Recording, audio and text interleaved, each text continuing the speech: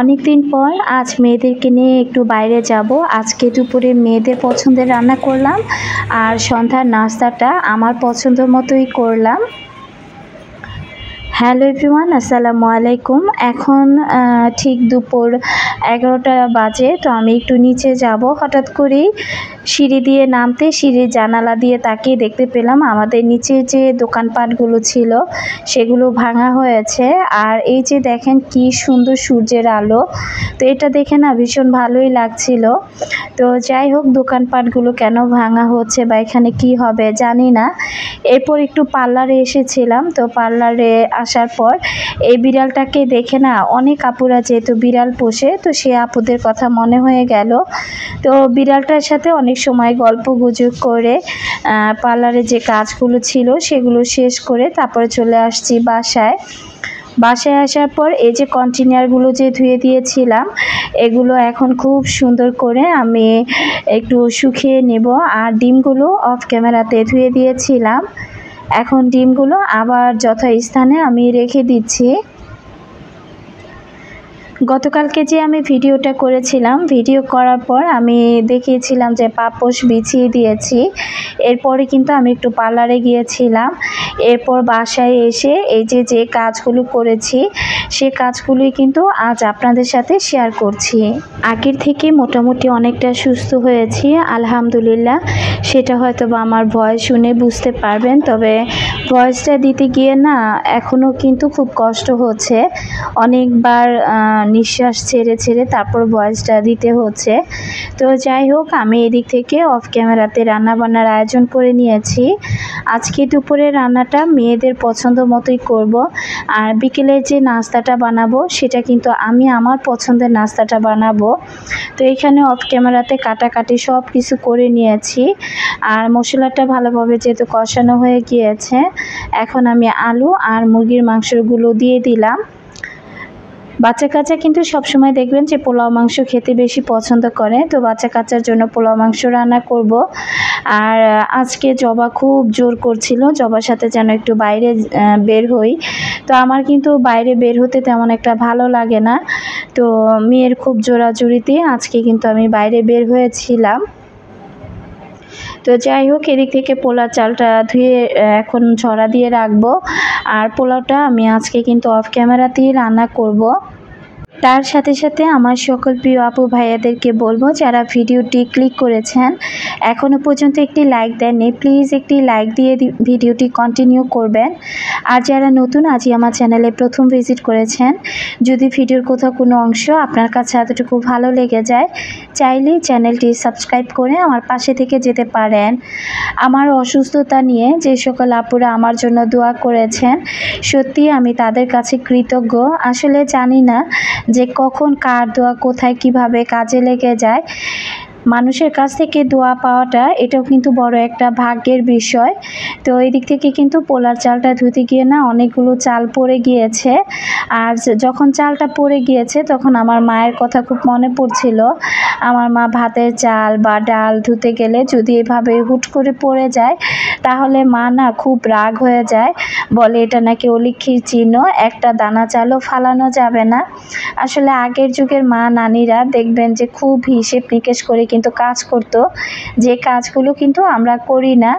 তো আমি কিন্তু অফ ক্যামেরাতে পোলাও রান্না করে নিয়েছি। আর এখন পোলাও যেহেতু রান্না করেছি তো এর মধ্যে কিন্তু বড় জনের ক্ষুধা অলরেডি পেয়ে গিয়েছে। ছোটবেলা থেকে কিন্তু এই কাজটা করতো।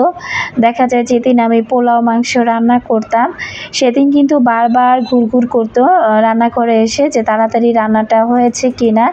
তো আমি কিন্তু এখনও পর্যন্ত গোসল করিনি, রান্না বান্না শেষ করব, দুই মেয়েকে খেতে দিয়ে তারপর আমি গোসলে যাব। গতকালকের ভিডিওতে Shahjahan Akhtar job holder ID থেকে আপুর কমেন্ট আমি পড়েছিলাম। তো আপু পরবর্তীতে আবার একটা কমেন্ট করেছে। আপু লিখেছিল, ছোট আপু তোমাকে অসংখ্য ধন্যবাদ। আমি কারো ব্লগ দেখি না, শুধু তোমারটাই দেখি, খুব ভালো লাগে। আজ থেকে জানলাম আমার একটা ছোট বোন আছে। আমি যখন অসুস্থ ছিলাম তখন তোমার মতো ঘর হাত দিয়ে মুছতাম, ঘরের সব ফার্নিচার মুছতাম। এখন আমি অসুস্থ অবস্থায় শুয়ে শুয়ে শুধু চেয়ে থাকি, খুব কষ্ট হয়। তো আসলে আপুর কমেন্টটা পড়ার পর না আমার কাছেও খুব খারাপ লাগছিল।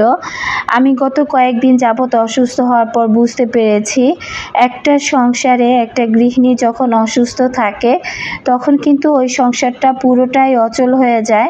আমি কিন্তু গত কয়েকদিন শুধু রান্নাবান্নাই করেছিলাম, ওইভাবে কিন্তু ঘরের কাজগুলো করতে পারিনি। তবে আমার ভালোবাসার আপুরা গত ভিডিওটি দেখে বলেছিলেন যে আপু তুমি অসুস্থ অবস্থায় এত কাজ করেছো। আমি যেহেতু রেগুলার ভিডিও আপলোড করি আপনাদের সাথে, সেক্ষেত্রে দেখা যায় কি আমাকে কিন্তু কন্টিনিউ ভিডিও বানাতেই হয়। তো আমি কিন্তু সুস্থ অবস্থায় ওই কাজগুলো করেছিলাম, অসুস্থ হবার পর থেকে কিন্তু আমি ওইভাবে কোনো কাজই করতে পারিনি, শুধু কোনো রকম রান্না বান্না করেছি। তো সেই রান্নাবান্নাগুলো কিন্তু আমি ওইভাবে ভিডিও করিনি। তারপরেও যে সকল ভালোবাসার আপুরা আমাকে এত সুন্দর সুন্দর কমেন্ট করেছেন তাদের জন্য জানাচ্ছি মন থেকে অনেক অনেক ভালোবাসা। তো এই যে 2 মেয়ের ক্ষুধা পেয়ে গিয়েছে, আমি যে গোসল করে আসবো তারপর তারা খাবে, তাদের আর কি ধৈর্যে বাদ বা মানছিল না। তো ভাবলাম যাই হোক 2 মেয়েকে আজকে খাবারটা বেড়ে দিয়ে যাই। এরপর আমি গোসল করে খাওয়া দাওয়া করতে করতে অনেকটা লেট হয়ে যাবে, হাতে আরও কিছু কাজ আছে, সে কাজগুলো করে তারপর না হয় আমি গোসল করব। অনেক দিন পর সিথি গুলদার আইডি থেকে সিথি কিন্তু আমাকে কমেন্ট করেছে। তো খুব পছন্দের একজন মানুষ আমি বলতে পারি। আপু দিল্লিতে আমার মেজো যা মারা গিয়েছে দীর্ঘ 15 দিন পর, সেখানে সব কাজকর্ম সেরে আজ বাসায় আসছি। কোনো ধরনের ভিডিও দেখার সুযোগ পাইনি আপু, আর আমি নিজেও খুব অসুস্থ হয়ে পড়েছি। এখন 3-4 দিন ধরে প্রতিনিয়ত স্যালাইন ইঞ্জেকশন চলছে, আমার জন্য দোয়া করো। তো আমি কিছুদিন আগে সিথির সাথে কিন্তু মেসেঞ্জারে কথা বলেছিলাম, তখনই সিথি বলেছিল যে সিথির যা অসুস্থ, বেশি সম্ভবত উনি ক্যান্সারের পেশেন্ট বলেই কি জানিয়েছিল। তো আমি আসলে অনেকটা ভুলে গিয়েছি, যেহেতু অনেক দিন আগে কথা বলেছি, এর মাঝখানে আর তেমন একটা কথা হয়নি। তো সিথি তোমার জন্য মন থেকে অনেক অনেক দোয়া রইল বোন, তুমি তাড়াতাড়ি সুস্থ হয়ে ওঠো এবং ভালো হয়ে ওঠো। একটা গৃহিণীর সংসারে অসুস্থ থাকলে বললাম না যে পুরো সংসারটাই অচল হয়ে পড়ে।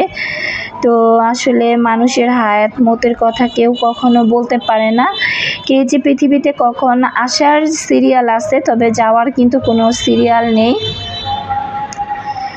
তো যাই হোক সিথির কমেন্টটা পেয়েও আমার খুব ভালো লেগেছে। আমি কিন্তু নুসরাত জাহান চৈতির আইডির থেকে আপুটাকে কিছুদিন যাবৎ খুব মিস করছি। আপু কিন্তু আমার ভিডিওতে কমেন্ট করছে না, আগে প্রতিদিন কমেন্ট করতো। তো জানি না আপুটা সুস্থ আছে কিনা বা আমার ভিডিও দেখে কিনা। তো আপুকে আমি বলবো যে আপু তুমি যদি আমার ভিডিওগুলো দেখে থাকো, ওইভাবে তো কথা বলার কোনো অপশন নাই, তাই তোমাকে বলতেছি যে তুমি ছোট্ট করে আমার ভিডিও দেখে থাকলে একটা কমেন্ট করবা, তাহলে আমি বুঝতে পারবো যে না তুমি সুস্থ আছো। কাপড় চোপড়গুলো শুকিয়ে গিয়েছিল, তো কাপড় চোপড়গুলো এখন আমি এই তো ভাঁজ করে নিচ্ছি। আচ্ছা আমি কিছু টাইম অফ ছিলাম আর কি, চারদিকে যখন মাগরিবের আজান পড়ছিল তখনই আমি ভয়েসটা দিচ্ছিলাম। তো এই কারণে কিন্তু আমি কিছু টাইম অফ ছিলাম। এখন দেখেন প্রায় বিকেলবেলা, চারপাশে মেঘে একেবারে আকাশটা ছেয়ে গিয়েছে, কখন যেন বৃষ্টি নামবে নামবে ভাব। এর মধ্যে কিন্তু আমি গোসল করে খাওয়া দাওয়া শেষ করে নিয়েছি। আর জবা এত প্রচুর পরিমাণে পাগল হয়ে গিয়েছে যে ও বাইরে যাবে, আজকে যেতেই হবে। তো ওই অবস্থাতেই 2-3 মা মেয়ে মিলে আমরা বের হয়ে গিয়েছি। এখন চলে আসছি চুড়ির দোকানে। এই যে যে চুড়ির দোকানটা দেখতে পাচ্ছেন, এটা আমার আশেপাশে যে সকল আপুরা থাকেন তারা হয়তো বা চিনবেন, এটা কিন্তু পল্লী বিদ্যুতে এই চুড়ির দোকানটা। তো এই দোকানের মধ্যে না হরেক রকমের চুড়ি আছে, আসলে চুড়িগুলো দেখলে কিন্তু একেবারে মাথা নষ্ট হয়ে যায়। আর তার সাথে এত সুন্দর সুন্দর শাড়ির কালেকশন, তারপরে কুর্তি, কসমেটিক্স, মোটামুটি একটা মেয়ের সাজগোজ করার জন্য যা যা দরকার সেগুলোই কিন্তু এই জায়গাটার মধ্যে আছে। তবে শাড়িগুলো ধরে ধরে দেখছিলাম, আসলে শাড়িগুলো ভালোই ছিল, মান ততটা খারাপ না। এই যে শাড়িটা দেখতে পাচ্ছেন জলপাই কালারের, তো এটার মধ্যে কিন্তু একটা কালো রঙের শাড়ি আমার আছে। তো যাই হোক, আসলে না এখানকার দুই একটা শাড়ি আমার খুবই ভালো লেগেছে, তবে দামটাও ছিল একদম ফিক্সড প্রাইস করা। আর এই যে চুড়িগুলো দেখতে পাচ্ছেন এগুলো কিন্তু একদম ফিক্সড প্রাইস। আসলে মেয়ে কয়েকদিন যাবৎ বারবার বলতেছিল যে আম্মু আমাকে কিছু চুড়ি কিনে দাও, তো আমি বারবার আজকে কালকে পরশু এমনই করতেছিলাম। এমন করতে করতে দেখা যায় একটা সময় ও খুব রেগে যায়, বারবার বলতেছিল যে আমাকে না নিয়ে গেলে আজকে আমি আর জুই যাব। পরবর্তীতে বললাম যে ঠিক আছে, এই বৃষ্টি বাদলের মধ্যে একা তো ছাড়বই না। পরে আর কি তিনজনে মিলে বের হয়েছি। তো চুড়ির দোকানে আসার পর না, চুড়ি দেখার পর সত্যি কথা বলতে আমারই মাথা নষ্ট হয়ে গিয়েছে। এক একটা চুড়ির এত দাম ছিল, তো এক মোট চুড়ির দামই দেখা যায় 1000 টাকা ছিল। আর যেগুলো রেশমি চুড়ি ছিল সেগুলো দেখে আমি আর কি আমার মেয়েকে বলতেছিলাম যে আমরা যখন ছোট ছিলাম তখন তো এত মার্কেট ছিল না, তো বাসায় দেখা যেত কি লেসপিতা বলে আর কি একটা কসমেটিক্সের লোক থাকতো, তো ওইটার নামই ছিল লেসপিতা। হাতে একটা কাচের বড় বিটকিসের মতো থাকতো আর কাঁধে ঝোলার মতো থাকতো, তো ওটা নিয়ে না কিছুদিন পরপরই লোকগুলো আসতো, আর আমাদের যখন যেটা পছন্দ হতো তখন আমরা সেখান থেকে কিনে নিতাম। তো কখনো কিন্তু ওইভাবে মার্কেটে যাওয়া হয় নাই। এটা কিন্তু 90 দশকের কথা বলছি আমি। তো আমার 90 দশকের কোন কোন আপুরা আজকে আমার ভিডিওটা দেখছেন অবশ্যই কমেন্ট করে জানাবেন। এই চুড়িগুলোর দাম ছিল 1000 টাকা। তো আমার কাছে মনে হচ্ছিল যে চুড়িগুলোর দাম অনেকটা বেশি। আসলে 1000 টাকায় এই চুড়িগুলো আসলে মানানসই না। তো যাই হোক, এরপরে এখানে আমি কিছু কসমেটিক্সও দেখতেছিলাম। তো বড় মেয়ে তো ও আবার দেখা যায় কি কসমেটিক্সের প্রতি ওর একটু ঝোঁক বেশি, যখন যেটা লাগে সেটাই কেনার জন্য পাগল হয়ে যায়। আর ওর বাবা বারবার বলে তুমি তো এমনিতেই অনেক সুন্দর, তোমার মুখে হাতে পায়ে কোনো কিছু দিতে হবে না। তো এটা কিন্তু বলে মূলত ওর বাবা যেন কোনো কিছু না ব্যবহার করে এই কারণে। কিন্তু মেয়ে মানুষ তো একটু সাজগোজ করলে কিন্তু ভালোই লাগে। এই যে এই 5টার চুড়িগুলো না আমার সবচাইতে বেশি ভালো লেগেছে। এগুলো কিছু কিছু চুড়ি কিন্তু একেবারে হাতে বানানো। তো যাই হোক, মেয়েই চুড়ি কিনেছে, আমি আর কোনো চুড়ি কিনি নাই। তো আমাকে বারবার বলছিল আম্মু তুমি এক মোট চুড়ি কিনো। তো আমি বলতেছিলাম যে না আমি এখন কিনবো না, সামনে ঈদ আসছে, যদি চুড়ি পরার মতো সুযোগ হয় তাহলে আমি কিনবো, নয়তো বা না। আসলে কি বাচ্চা কাচ্চা বড় হয়ে যাওয়ার পর না ওইভাবে শখ আহ্লাদ বলে কোনো জিনিস থাকে না। তারপরেও কিন্তু মাঝে মাঝে নিজেদেরকেও একটু সাজাতে হয়, বা সাজলে নিজের কাছেও একটু ভালো লাগে। তো যাই হোক, এর মধ্যে চুড়ি কেনাকাটা করে এখন আমি বাসায় চলে যাব। আমি কিন্তু বাসায় চলে আসছি আর বাইরে কিন্তু বৃষ্টি হচ্ছে। তো চিন্তা করলাম যেহেতু দুপুরবেলা একটু মুরগির মাংস রান্না করেছি, তো একটু ছিটা পিঠা বানাই। তো একদম অল্প পরিমাণে আর কি 3 মা মেয়ের যতটুকু দরকার ততটুকু পরিমাণে আমি একটু ছিটা পিঠা বানিয়ে নিচ্ছি। এই ছিটা পিঠাটা কিন্তু হাত দিয়ে ছিটিয়ে ছিটিয়েও বানানো যায়। তো আমি একটা বোতল ব্যবহার করেছি, কারণ হাত দিয়ে ছিটিয়ে বানাতে গেলে না একদম চুলার চারপাশটা নষ্ট হয়ে যাবে। এই কারণে কিন্তু আমি বোতলে খুব সুন্দর করে চালটা গুলিয়ে আর কি চালের গোলাটা গুলিয়ে তারপরে আমি বোতলে ভরে নিয়েছি। এই পিঠাটা কিন্তু আমার খুবই পছন্দের একটা পিঠা। তার মধ্যে এই পিঠাটা আমার মা পছন্দ করে, যেমন আমি পছন্দ করি তেমন জবার বাবাও পছন্দ করে। তার সাথে কিন্তু আমার যে ভাই আছে, আমার ভাইয়ের বউ, তারপরে দেখলাম আমার বড় মামার ছেলে রিপনও এই পিঠাটা খুবই পছন্দ করে। একদিন আর কি খুব গল্প করছিল যে আপা এই পিঠাটা না আমার খুবই পছন্দ।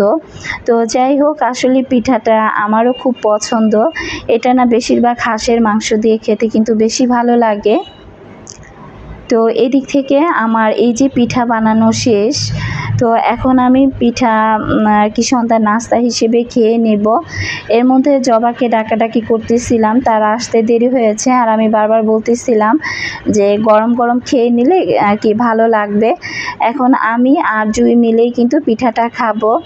আর অনেক আপুদের কমেন্ট পড়তে পারিনি, আসলে কেউ মন খারাপ করবেন না। তো রেগুলারই যেহেতু ভিডিও দেয়, আল্লাহ যদি বাঁচিয়ে রাখে তাহলে অবশ্যই আগামী ভিডিওতে যে সকল আপুদের কমেন্ট পড়তে পারিনি সে সকল আপুদের কমেন্টগুলো পড়ে দিব। জুই কিন্তু ক্যামেরার সামনে এসে একটু দুষ্টুমি করতেছিল। তো যাই হোক, খেতে খেতে মা মেয়ে আপনাদের কাছ থেকে বিদায় নিয়ে নেব। সবাই ভালো থাকবেন, আমাদের জন্য দোয়া রাখবেন, আর আমিও সবার জন্য মন থেকে অনেক অনেক দোয়া রাখছি। আল্লাহ পাক যেন সবাইকে ভালো রাখে, সুস্থ রাখে। আজ এ পর্যন্তই। আল্লাহ হাফেজ। আসসালামু আলাইকুম।